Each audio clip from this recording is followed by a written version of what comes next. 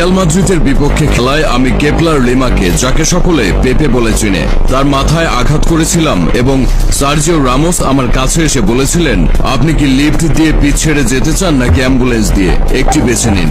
এতটুকু শুনেই তিনি যা বোঝার তা বুঝে নেন। তিনি বুঝতে পারেন মৌমাছির বাসায় আঘাত করে ফেলেছেন তিনি।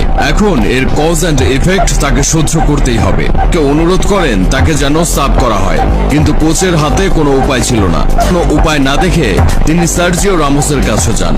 সার্জিও রামোসের কাছে গিয়ে বলেন, আমি লিফট নিয়ে পিচ ছেড়ে চলে যেতে চাই, অ্যাম্বুলেন্স দিয়ে যেতে চাই না। আমি যা বলেছি তা পেপেকে জানালো। তারপর তারা দুজন আমার দিকে তাকালো। ভয়ে আমার কলিজা ঠান্ডা হয়ে আসছিল। আর সতীর্থরা আমার কাছে বল দিয়েছিল এবং আমি পেপে এবং সার্জিও রামোসকে আমার কাছে আসতে দেখেছি। বিশ্বাস করুন, আমার আর কিছুই মনে নেই। আমার কেবল মনে আছে যখন আমি পড়ে যাই এবং যখন আমি জেগে উঠি তখন আমি হাসপাতালে